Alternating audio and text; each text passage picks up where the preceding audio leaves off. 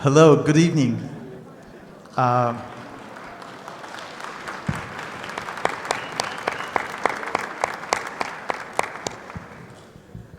my name is Mina Girgis. I'm the Director of Education, Campus and Community Engagement here at Cal Performances. And it's such a joy to have you with us here on campus.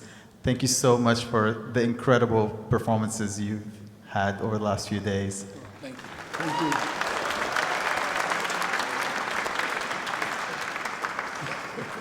So I thought maybe to start, we met your characters, but we have not met you personally. So if we can go around and you introduce yourselves, your names, where you live, because I know that a lot of you don't live in South Africa and are not South African, and what your character was.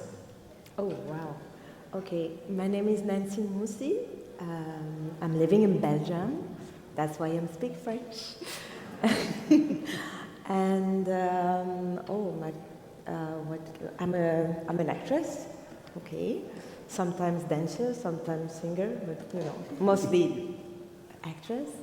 And I met Suzanne Césaire in this project. For me, it was like a gift. So, voilà. Tlale Makene from Johannesburg via Eswatini. I'm a percussionist, a musician, obviously, and a producer. And this is what we live for. Yes. Hello everyone. My name is Polisile Bongwan. I am a singer, a dancer, a choreographer. Yeah. And I play a character of Amy Cizé. Hello everyone, my name is Anna Titondra and I am a singer, theatre maker, and I am part of the 7 women who are playing the chorus on stage. Hi, my name is Hamilton Dlamini. I played Captain Death. I'm from the Kingdom of Eswatini. Thank you. Yes. Hi, my name is Neil McCarthy. I live in South Africa. I have lived in South Africa for many years, but recently have moved to Ireland. I'm a writer, playwright, and actor as well. And one of the 3 coffee pots. We're all sitting in a row here. Hello, my name is William Harding. I live in South Africa, and I was also a coffee pot. Better quality of coffee. Mocha. And also played Audrey Breton, along with Audrey Breton next week. Right. Hi, my name is Tony Bonani Miambo. I'm a story. I serve story in different ways. It's hard to call it a character, really. I like to call them spirits. I embody a few spirits in this work, and one of them is the coffee pot, and the other is Damas. Thank you. How many of you have worked with William Kentridge before The Great Yes, The Great No? And how many are first-timers? You've worked with William. I think all of us have. All of you have, except you. I'm the new Except one. me. You're the new one. Thank you. First time Yes. also. So I have a question for you and a question for all of you. So first, how is it to work with William Kentridge and to be part of this very unusual process? It was magical.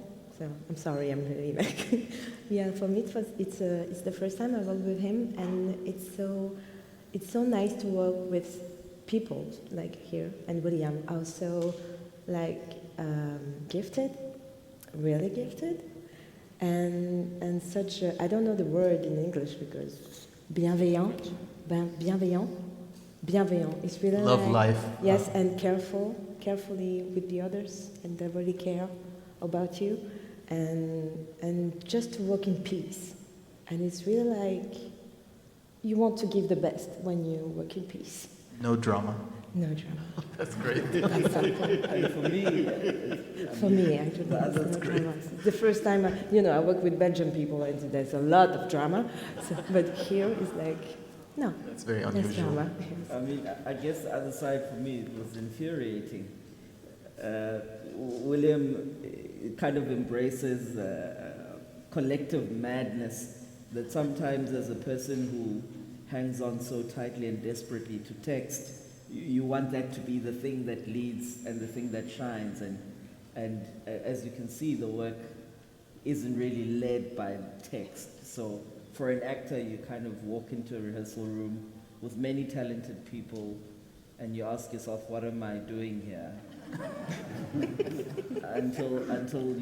until you learn your purpose and your contribution in a kind of a mad melting pot that's got to do with a very unique way in which William sees the world, but also the unique talent that he has to bring together different people from different disciplines and different thinking to cook together to get somewhere.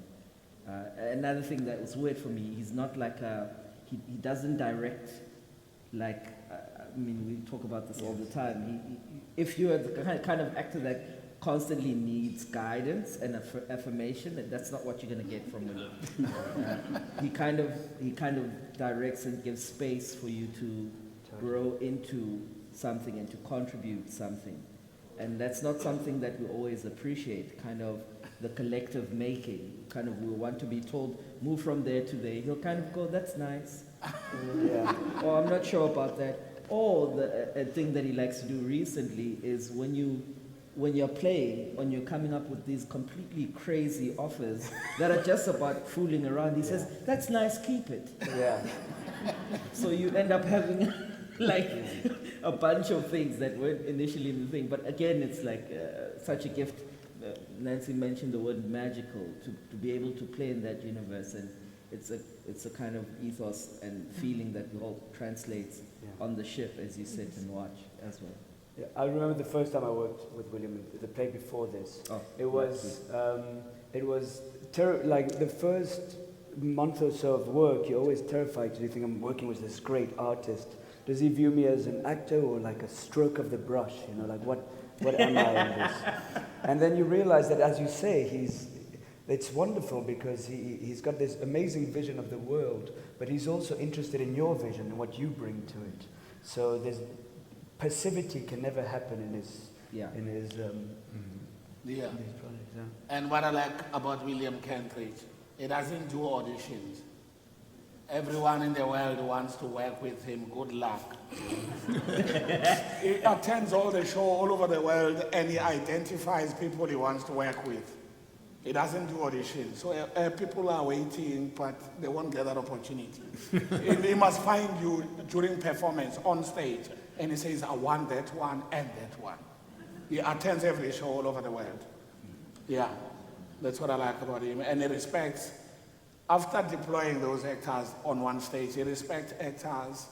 Working with William Kentridge, it's like you are in Hollywood or Broadway, I don't know. Yeah, there's so much respect, and you can offer whatever you can.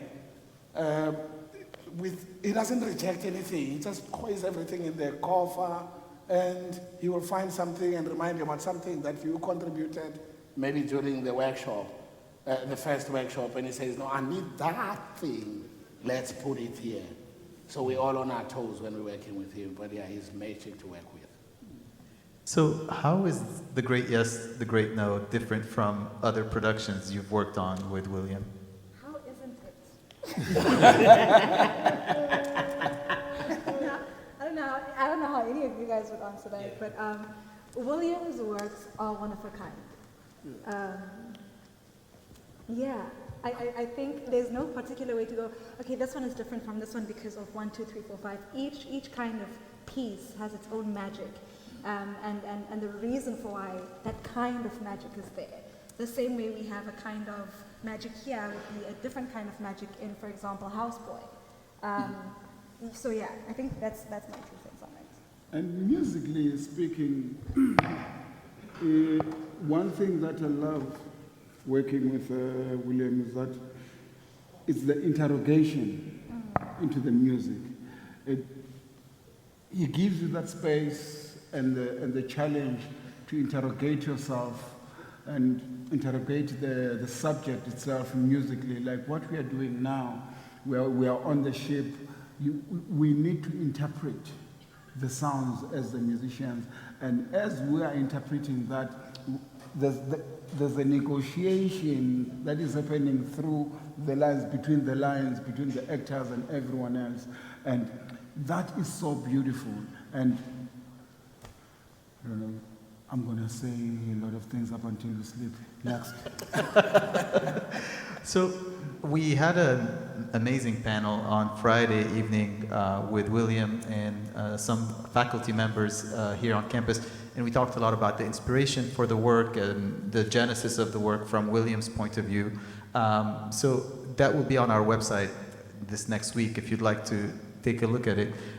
So tonight I just wanted to ask more about your experience with the piece. And one fascinating aspect of this project is how it embodies so many of the principles of the characters that were on the stage. Yes? She will. Go ahead, please. My name is Irene Aubrey. I'm from Haiti. I am absolutely stunned and amazed at how beautiful this was. But I have one criticism. Bonaparte did not liberate the slaves. The slaves liberated themselves after a 13-year war. In fact, Bonaparte wanted to reinstall slavery. And that's when he sent Leclerc and Leclerc's wife and 20,000 troops to Haiti. Your point is very accurate, and Please, change that line, because when I heard that, I just went blank. okay, we'll make sure to relate this to William, who's on a plane right now. But thank you so much for pointing it out. Thank you.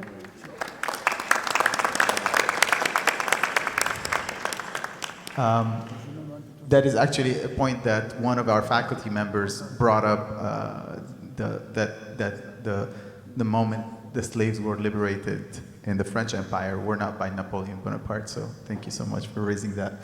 To go back to the creative process of this piece, I'm curious, so a lot of the ways the piece was developed mirrored many of the Dada principles and the Surrealist principles in the way that the text was cut and put together.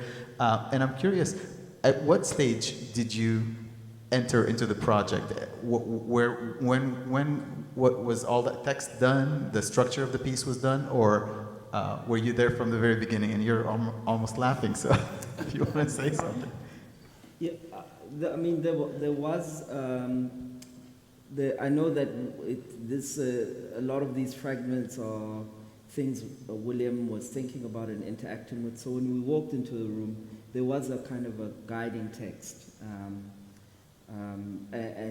and what we then engaged in was the process of reflecting around what he had, but also an open process. And I love when things like that happen, when we provide critiques.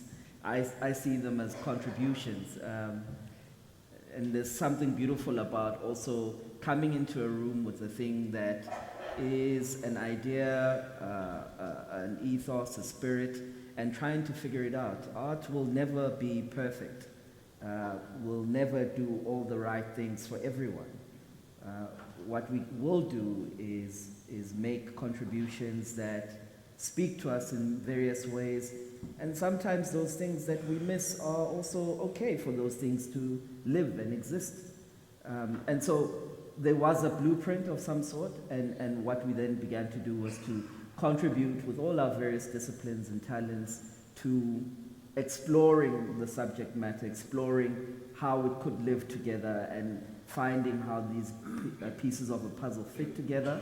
And there's some things that William was really passionate about, and there's some things that he was very happy to let the contribution lead and guide in order to shape the material. But it's also another challenge that kind of, when you read a text that doesn't necessarily have a through line, that doesn't necessarily make sense, you know, as all together, but then you start to have these fragments that start to speak to each other in interesting ways. And then the layering starts to happen, where we start to see the audio-visual work, because part of the work that he did was to have some sort of basic material in the room to start with, particularly with his contributions. But then after the first workshop, he went away for a few months and he did a lot of the audio-visual work that you see here. And then we came back and engaged in another process, and it kind of grows and grows in that way. It's kind of a conversation that's happening all the time, where ideas are good and then they're less good, and then we kind of find where this thing lands, and now we're here in California with you. Yeah, it's very interesting because that point has never been around Napoleon, has never been raised anywhere else. So it's a good thing to ingest and not to be personal about. It will live in the work the way it needs to live, and that's what we appreciate. That's why we share work. If we were interested in only our voice, then we wouldn't share it, now would we? So, is there, I mean, the Surrealists were really fond of manifestos, and they had many manifestos. Are there manifestos for the collaborative process that you have? Are there principles or ways of doing it? Yeah, I personally, I personally think there are so many ways, man. First of all, when you have been given a character that you don't even know, never read of.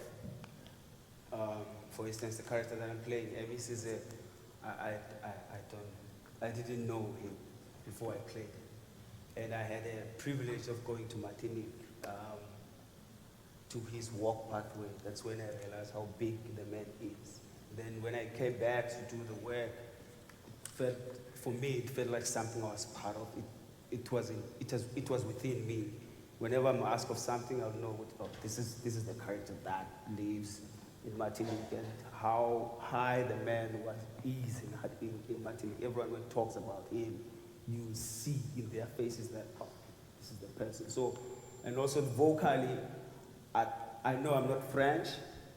We have to interpret French to English, and then from English to Xhosa.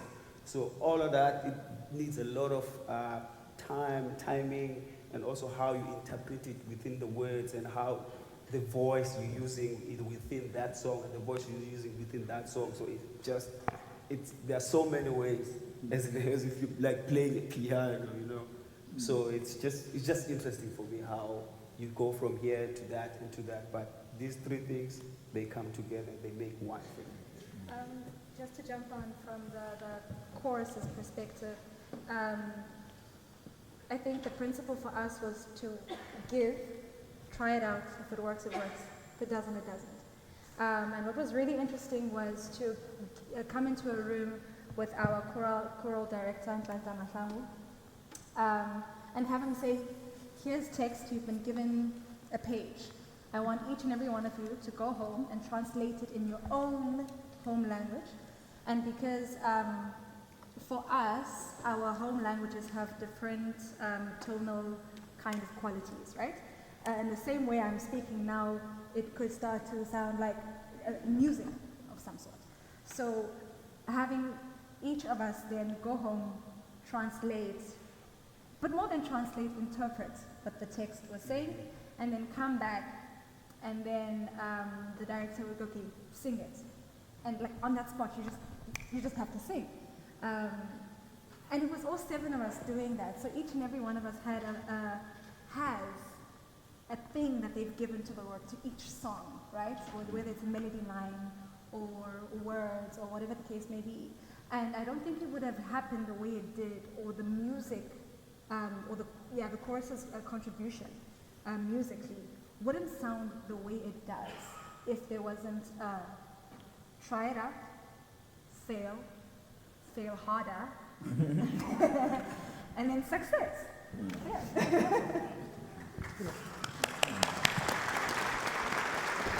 So how many languages were you singing in? Xhosa, there's Zulu, there's Shona, there's Shangan, there's Swati, there's Tsonga. So about eight, nine. Yeah.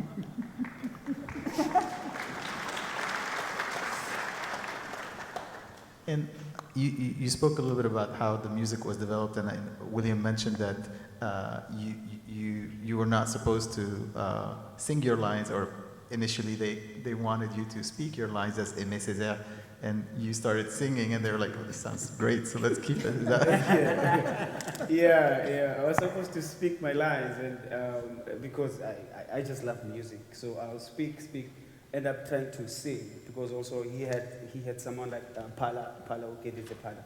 So Pala will say to me, "Yeah, maybe try and sing them, Dwan." He called me Dwan, like a young man. Try to sing them, and then I will sing them, and then we'll go into the room, and then I'll do the text, and then while I'm doing the text, it goes into a song, and William said, "Oh yes, I like that. That's okay." And then I started to explore my classical voice, because I just threw it away for so many years. And then Pala said to me, "I must bring it back to this work, because it has something different from the work that I did with William, that is waiting for the symbol. So I have to come up with something new." So I started to do that a lot. Started to sing my text instead of saying the text. Yeah. I tried to do the same. it didn't work? It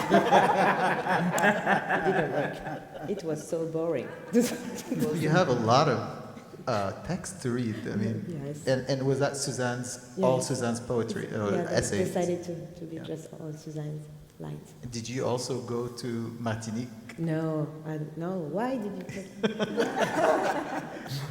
Why? No, I don't have the chance. Maybe Well, one maybe day. this piece will be performed in Martinique at some point. Maybe, cross fingers. So at what point, because I know William is really fond of the spontaneity and improvisation and that room that you spoke about in the process, at what point all of this comes together, and how does it come together? And you say, okay, from now on, this is the piece. I don't think we've gotten to a point No. where No, we're still improvising. change again. And Yeah, again. Yeah. it evolves Yeah. until it settles properly. But the better versions, I think in France we're still finding it, and then we went to Vienna, Miami, it was like growing, and then Los Angeles, we thought, okay, it's about, and then here we are. It takes shape. It will settle itself as time goes on. We don't know when. But I think there's also something magical in the little improvisations that happen on stage. It's new, or it feels like it's settled to an audience, but to us it's surprising. And I think with this piece, it requires a lot of listening, right? In order for you to stay engaged. There's so much going on. If you don't listen, you will lose yourself in the piece.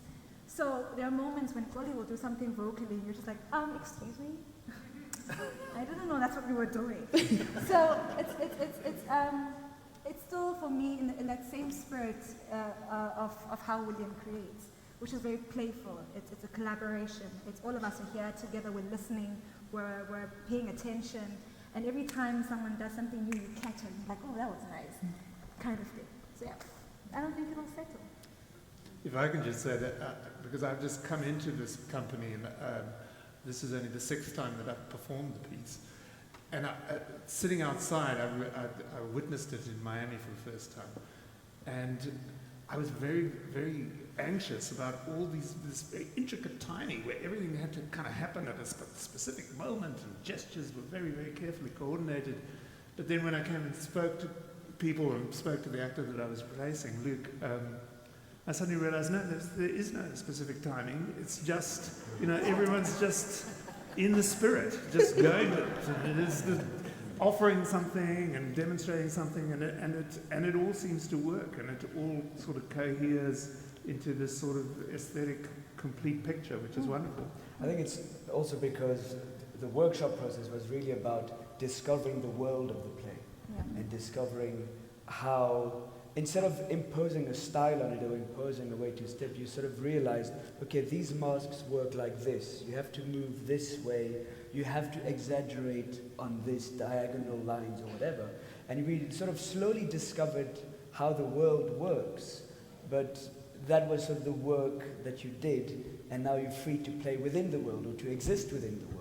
And that's what it is. And as Tony said, sometimes we'll be warming up and you'll be doing something silly, and William will happen to see you and go, oh, put that in somewhere. And we'll find a place for it or something.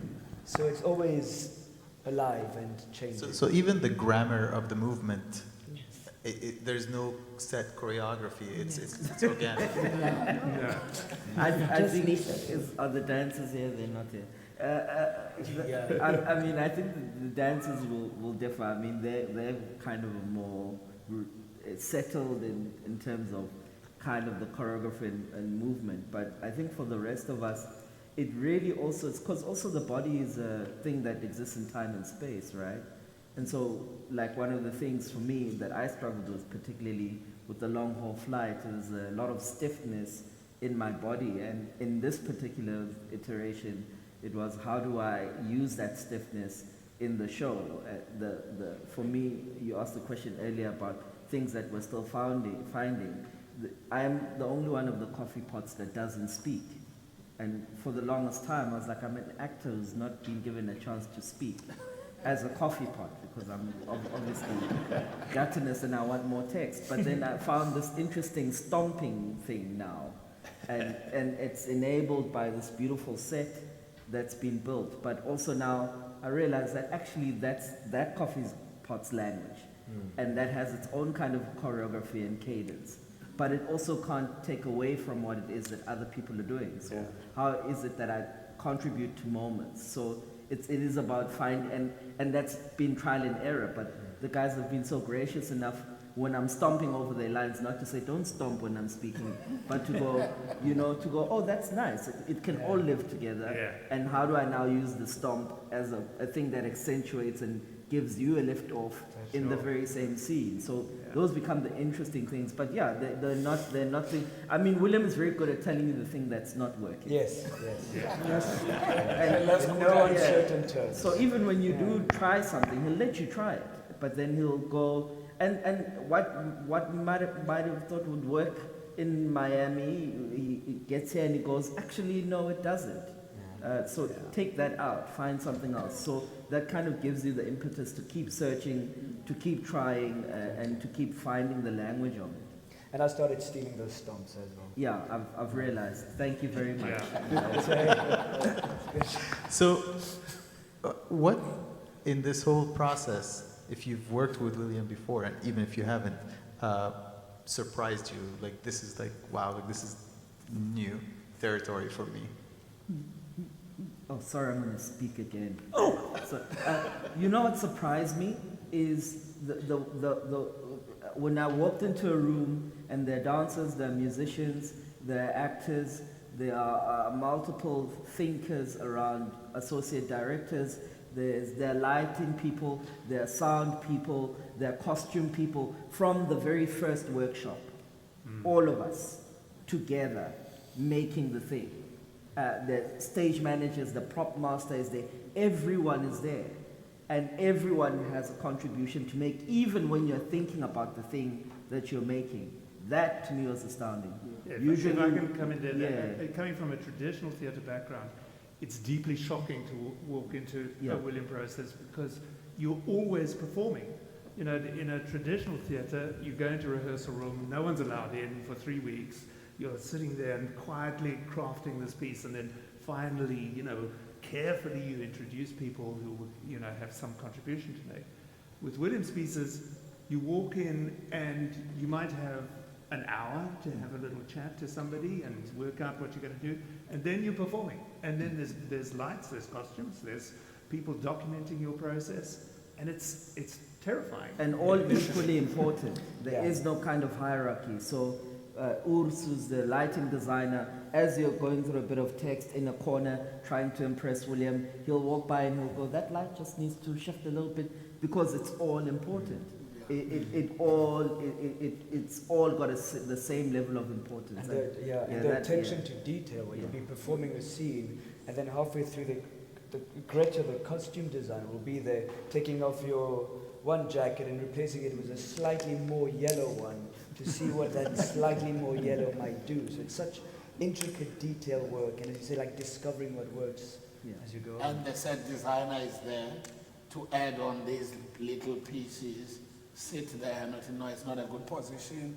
Sit somewhere there, stand up the step ladder, go up the step ladder and all that. But everybody's there, and we like participating simultaneously to create the piece.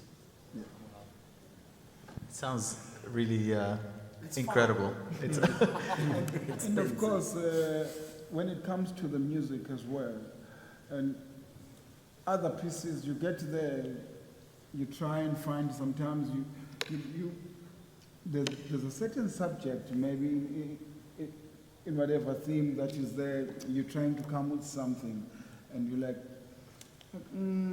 it's nice, but let's pack it. Find another one, go into your pocket, into your artistic pocket, and you go in again, and as Tony says, you try and mess around, and the next thing, someone else brings in something on top of that, and like, hey, I think it works. And sometimes, yes, it works sometimes, and you are given a task, just go with the ladies and do something because maybe I suggested something. While they're just 5 minutes into that, and the next thing you are called, hey, come and present. And you're coming down, you are still in the middle of the thought of the thing, and you've just worked on it. And while you're working through, it's still working. You get there, boom, it happens, like, that's it, it's in. Yeah. And don't think that's it, it's in, it's a brick and mortar, it's still going. And that is what is happening here in the music. Like, we've got set music for the piece there and there and there, and then, but when it comes to some other sections like the boat sounds, they have to, collectively, the four of us, we have to think, and actually at first you have to think, what is there on the sea, the types of birds, okay, on deck, but now there's a danger of it that we can overdo it, and someone wants to skrik that, someone wants, then things become chaotic. But as time moves on, you find that as the ship moves, there's a synchronity of things happening, that string going and something moving, and you find each other and like, so this is life. Like, yeah. Yeah, even with the music, to walk in and not receive like sheet music, it almost feels like it's a musical, and then they said, okay, it's going to have a lot of music, but we don't know what it's going to sound like. We don't have the words for you, make it. So that was really interesting to me, to walk into a musical that doesn't have it. Yeah, like for instance, I'm playing a ukulele. It's an instrument that I've never seen in my entire life. I only saw it when William wanted it, and he gave it to me at lunchtime. He said, after lunch, then kindly present a song. And that's what I did. He said, I love it. That's the only song I play in the show. So we couldn't help but be reminded by the present moment when we were in this past. And I know many of you are Francophone, many of you are not, and some of you are living in Europe, and some of you live in South Africa. First, how do you relate to this story if you may have never heard of it, or are not from that part of the world that was part of this history? How did you metabolize that? How did it change you? Yeah, I think it's a global story, because there is also a show about SS Mendy that sank with most of our ancestors. So it's in every country that has water, something must have happened there. So we relate in that way. Taking slaves to foreign places where they don't know, it's that journey. There's a stage whereby, as Captain I say, where you come from, it was better, and when you go, most of the people, they left their countries without knowing the destination. And here we are finding them in America, in Europe, all over the world. So it applies to every country where there is water and where there is land. There is always war, people fighting for minerals and exploiting others and killing others. So it happens all over the world. It affects us all. And you don't have to look too far to see the sad rise of fascism nowadays and you know what is going to happen from it and what stand is going to be made or whatever. So it's very You're in the right city for that conversation. Well, I don't want to keep you too long because you've been working really hard this week. But thank you so much for your time. Thank you for your performance. Thank you. And we really hope you come back. Thank you.